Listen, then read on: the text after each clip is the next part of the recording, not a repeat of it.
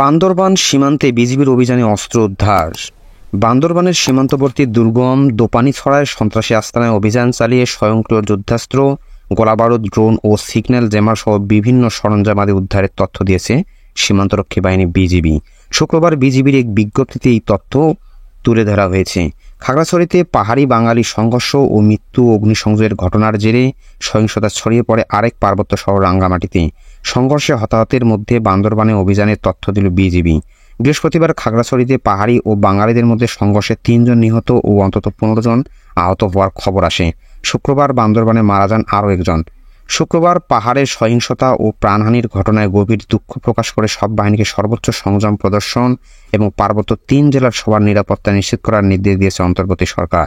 এরই মধ্যে বিজিবির বিজ্ঞপ্তিতে অভিযানের তথ্য অবহিত করে বলা হয়েছে, বিশেষ গোয়েন্দা সূত্রের মাধ্যমে পাওয়া তথ্যের ভিত্তিতে তারা জানতে পারেন বান্দরবানের রুমা সীমান্তবর্তী দুর্গম এলাকা দোপানীছড়া সংলগ্ন গহীন জঙ্গলে একটি আস্তানা ঘিরে একদল পাহাড়ি সন্ত্রাসী কার্যক্রম চালাচ্ছে। এর পরিপ্রেক্ষিতে বিজিবির রুমা ব্যাটালিয়নের অধিনায়ক লেফটেন্যান্ট কর্নেল হাসিবুল হকের নেতৃত্বে দোপানীছড়া এলাকার আনুমানিক 5.5 কিলোমিটার দক্ষিণ পূর্বে সীমান্ত সংলগ্ন পাহাড়ি গহীন জঙ্গলে সন্ত্রাস বিরোধী বিশেষ অভিযান চালায় বিজিবি।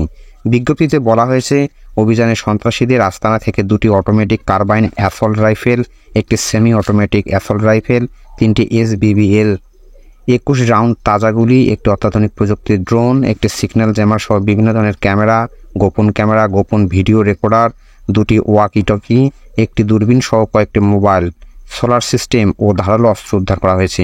সেখানে কয়েকজনের জন্য রান্নার প্রয়োজনীয় উপকরণও রসদও পাওয়া যায়। রাস্তানাটিতে অবজারভেশন পোস্ট, পরীক্ষা, অস্থায়ী অস্ত্রাগার, বিশ্রামাগার ও রান্নাঘর সহ বিভিন্ন কাঠামোর সন্ধান পাওয়া যায়, যেগুলো সব সমূলে ধ্বংস করা হয়েছে বলে বিজ্ঞপ্তিতে তুলে ধরেছে বিজিবি।